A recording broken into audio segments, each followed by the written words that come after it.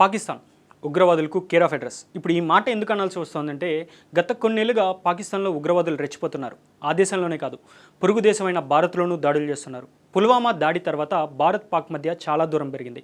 పుల్వామాలో సైనికులను టార్గెట్గా చేసుకుని వారు ప్రయాణిస్తున్న వాహనాలపై ఉగ్రవాదులు దాడి చేసి 40 మంది సిఆర్పిఎఫ్ జవాన్లను పట్టనబెట్టుకున్నారు. ఇప్పుడు పర్యాటకులను టార్గెట్గా చేసుకుని పెహల్గాంలో దాడికి పాల్పడ్డారు. వారి పర్యాటకులు ఏ మతమో కనుక్కుని మరీ అత్యంత కిరాతకంగా దాడి చేసి చంపేశారు. దీంతో ఇప్పుడు పాకిస్తాన్పై భారత్ కన్నెర చేస్తోంది. సీమాంతర ఉగ్రవాదంపై భారత్ ఇప్పటికే పాకిస్తాన్ను చాలాసార్లు హెచ్చరించింది, కానీ పాకిస్తాన్ వాటిని పెడచెవిని పెడుతూ వస్తుంది.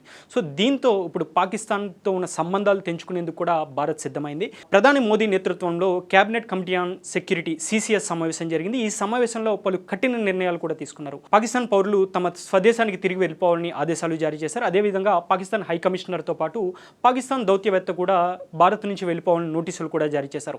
అంతేకాదు, పాకిస్తాన్ను దెబ్బ కొట్టేందుకు మోడీ మాస్టర్ ప్లాన్ వేశారు.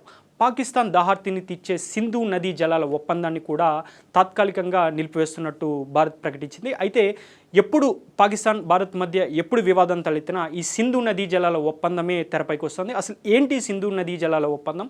దీనివల్ల పాకిస్తాన్కు ఎలాంటి నష్టం జరుగుతుందో ఇప్పుడు చూద్దాం.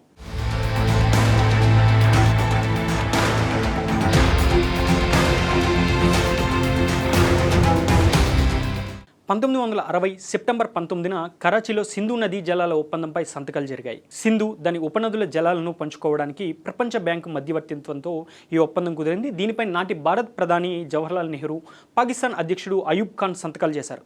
భారత్ పాక్ మధ్య కార్గిల్తో కలిపి మొత్తం 3 యుద్ధాలు జరిగాయి. కానీ ఎంత పెద్ద సమస్య వచ్చినా ఈ ఒప్పందం చెక్కు చెదరలేదు. ఉరి, పుల్వామా దాడులు జరిగినా కూడా సింధు నదీ జలాల ఒప్పందం రద్దవుతుందని ప్రచారం సాగినా ఆ ఒప్పందం ఎప్పటికీ రద్దవలేదు. కానీ ఇప్పుడు భారత్ కఠిన నిర్ణయాలు తీసుకుంటోంది. సింధు నది ఒప్పందం ప్రకారం సింధు ఉపనదుల్లో తూర్పున పారే రావి, బియాస్, సట్లెజ్ నదులపై భారతదేశానికి హక్కులు లభించాయి. వీటి వార్షిక ప్రవాహం 33 AMFగా ఉంది, అంటే 33 మిలియన్ ఎకరాల అడుగులుగా ఉంది.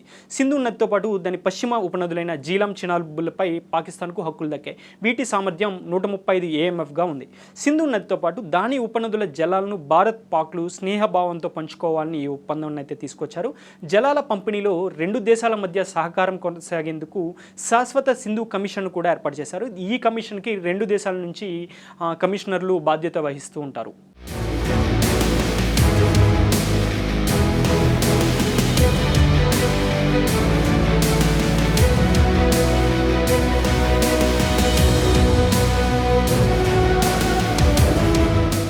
పెహల్గాం ఉగ్రదాడి తర్వాత భారత్ తమపై ప్రతిదాడి చేస్తుందని పాకిస్తాన్ భయపడుతోంది. అందుకోసం సరిహద్దులను అప్రమత్తం చేస్తూ యుద్ధ విమానాలను కూడా తరలించింది. కానీ భారత్ మాత్రం ఎవరూ ఊహించని విధంగా సింధు నదీ జల ఒప్పందాన్ని నిలిపివేసింది. ఈ సింధు నది పాకిస్తాన్కు జీవనాడి లాంటిది.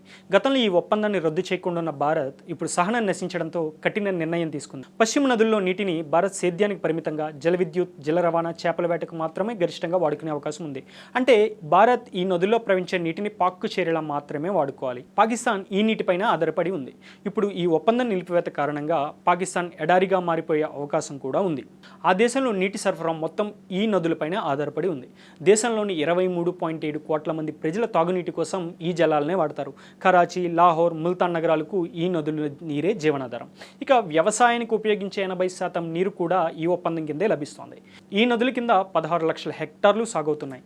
సింధు నది బేసిన్ నుంచి పాక్కు 154.3 AMF నీటిని ఏటా సరఫరా చేస్తోంది. ప్రస్తుతం పాక్ కరువుతో కొట్టుమిట్టాడుతోంది. భూగర్భ జలాలు పడిపోతున్నాయి. కొన్ని ప్రాంతాల్లో ఉప్పు నీరు చొచ్చుకొస్తోంది.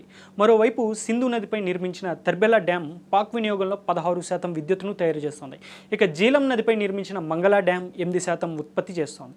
ఇప్పుడు సింధు జలాల ఒప్పందంతో పాక్లో 24% జల విద్యుత్పై ప్రతికూల ప్రభావం పడనుంది. ఇదిలా ఉండగా ఇప్పటికే తమకు వస్తున్న నీటిని నిల్వ చేసుకునే సామర్థ్యం పాక్కు లేదు.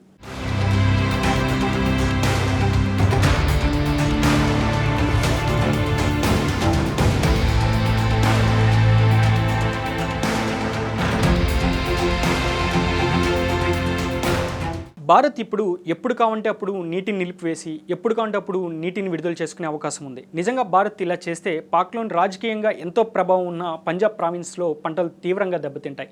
ఇక వర్షాకాలంలో నీటి నిల్వలపై ఆంక్షలు కూడా తొలగినట్టుగానే మనం భావించవచ్చు. ఎందుకంటే కశ్మీర్ లోయలో జీలం నదిపై వరదలు రాకుండా నిర్మాణాలు చేపట్టే అవకాశం కూడా స్వేచ్ఛగా నిర్ణయాలు తీసుకునే అవకాశం కూడా ఉంది.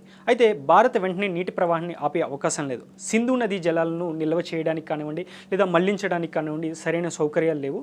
ప్రస్తుతం భారత్ తీసుకున్న నిర్ణయంతో 5-10% మాత్రమే ప్రవాహాన్ని తగ్గించే అవకాశం ఉంది. ఇప్పటి వరకు సింధు నదీ జలాల ఒప్పందం ప్రకారం సింధు, జీలం, చినాబ్ నదుల ప్రవాహానికి అడ్డుకట్టగా భారత్ ఎలాంటి నిర్మాణాలు చేపట్టకూడదని ఉంది. కానీ ఇప్పుడు ఈ ఒప్పందాన్ని నిలిపివేయడంతో నిర్మాణాలు చేపట్టచ్చు. ఇక్కడ భారీ డ్యాములు నిర్మిస్తే మాత్రం భవిష్యత్తులో పాక్ మరో ఎడారిగా మారిపోయే ప్రమాదం ఉంది.